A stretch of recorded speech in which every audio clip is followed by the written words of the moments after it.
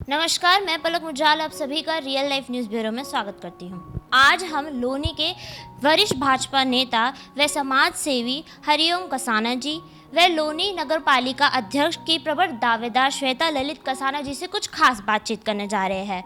तो मैं आप सभी का स्वागत करती हूँ अपने चैनल में। तो सब हमने तो बता ही दिया, लेकिन मैं चाहती हूँ एक बार आप भी अपना परिचय सबको दे दीजिए। जी, मैं हरिओम कसाना, जिला गाजियाबाद लोनी के रहने वाले। 85 में हम चुनाव लड़े थे प्रमुखी का।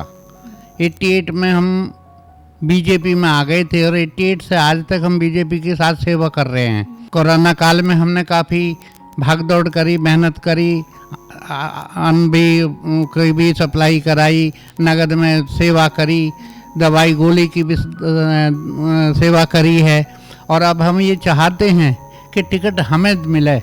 हम टिकट के दावेदार हैं। मेरी पुत्र वधू श्वेता कसाना दावेदार है। श्वेता कसाना का भी ये है कि इनके पिताजी भी बीजेपी में थे, इनके अंकल भी बीजेपी में, सुभाष चौधरी, प्रशांत चौधरी, उनकी ये बच्ची है, ये भी राजनीति से जुड़े हुए हैं। और हम भी 88 से बीजेपी के साथ जुड़े हुए हैं और आगे भी भविष्य में जुड़े रहेंगे। हम उम्मीद करते हैं कि टिकट हमें मिले। हम टिकट के दावेदार हैं। तो श्वेता जी, आपसे भी मैं चाहती एक बार अपना परिचय दे दीजिए, क्योंकि आप तो पहले भी राजनीति से जुड़ी हुई है। मेरा नाम श्वेता ललित कसाना, जैसा कि आप सब लोग जानते ही हैं। मैं चेयरमैन लोनी से दावेदार हूँ। तो मुझे सूत्रों से खबर ये आ रही कि इस बार आप ही के परिवार से 2 लोग दावेदारी के लिए खड़े होने वाले हैं। ये आगे क्या रणनीति रहेगी? ये बिल्कुल आपका सही मानना है कि हमारा एक ही परिवार से हम 2 हैं। हमारा जो भतीजा है अनिल, प्रमुखी भी रही है और जिला पंचायत में भी वो सदस्य रहा है, उसकी दावेदारी बनती है एमएलए में। हम ये चाहते हैं कि जिला पंचायत जो है चेयरमैन ही हमें मिले और एमएलए का दावेदार वो हो। अब आपकी मर्जी है, आप किसको देते। हम तो ये चाहते हैं कि हम जो चेयरमैनी का दावेदारी कर दें उसको एमएलए का, क्योंकि उसकी साख बड़ी है। वो एमएलए का दावेदार पिछले 10 साल से वो दावेदार है एमएलए का। चेयरमैनी पे कैसे आया ये वो बताया कि भाई चेयरमैन क्यों लड़ना चाहता है जी, लेकिन वो एमएलए के लिए प्रबल दावेदार है। आप भी जैसे आपने बताया कि आप यहाँ पे चेयरमैन एज ए दावेदार रही है, तो सर यदि आप जीत जाते हैं इस बार, तो सबसे पहले क्या विकास कार्य करेंगे? मैडम, जो पहले से विकास कार्य कुछ रुका हुआ है, जैसे काफ़ी काम है, रोड का है, और ये पिछले जो 10-12 गांव जोड़े गए हैं इनमें विकास कार्य रुका हुआ है।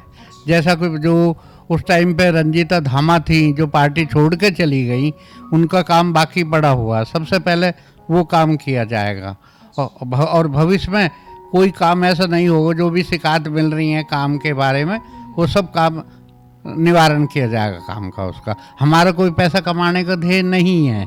जन सेवा का काम है हमारा। पार्टी के साथ जुड़े रहेंगे। तो श्वेता जी, मैं ये जानना चाहती हूँ कि जैसे कि महिला के लिए स्पेशली सीटें रखी जाती है, जैसे अभी मेयर के लिए भी रखी गई है, अब लोनी के लिए भी रखी जा रही है, और आप भी एक महिला है, तो इस बारे में आपका क्या कहना है?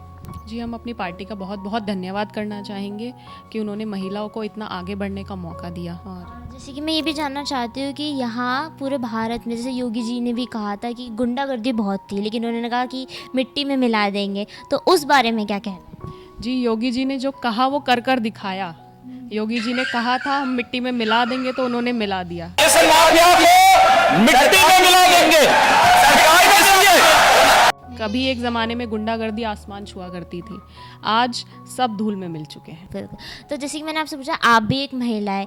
बहुत समय पहले, यहाँ से कुछ साल पहले ही बोल दो, एक महिलाओं को असुरक्षित महसूस होता था। आपको भी होता होगा, तो उस बारे में कहना है कि तब से अब तक में क्या बदलाव आया है? जी, उस टाइम हम अपने घर से बाहर निकलते टाइम भी सोचा करते थे कि हमें जाना चाहिए या नहीं जाना चाहिए। हर गली, हर मोहल्ले में एक से एक बढ़कर गुंडे हुआ करते थे, बदमाश हुआ करते थे। अब हमारी सरकार जब से आई है, तब से उन गुंडों की छक्के छूट गए हैं। पूरे देश में नाम कर रखा है, चाहे वो बच्चों की मदद हो, चाहे कोई भी बड़ा काम हो, तो उस पर क्या कहना है? मैडम, देश में ही नहीं, विदेशों में भी मोदी जी ने झंडा गाड़ दिया है हमारे मुल्क का। जैसे आपने देखा होगा भाजपा सरकार ने रूस और यूक्रेन का युद्ध जो चल रहा है उसमें भी वहाँ जाके हमारे देश के नागरिकों को, बच्चों की सहायता करी, तो उस बारे में क्या कहेंगे? मैम युद्ध तो देखिए अभी भी चल रहा है, और उस टाइम पर जब हमारे मोदी जी ने भारतीय लोगों की मदद करी थी उस टाइम पे तो बहुत ही ज़्यादा मतलब लेवल पे थे, हालात बहुत ज़्यादा मुश्किल थे। उस टाइम पे मोदी सरकार ही थी जो वहाँ के भारतीयों को वापस लेकर आ पाई। उन माँओं से पूछिए जिनके ये सिर्फ मोदी सरकार ही कर पाई थी, कर पाई है और कर पाएगी।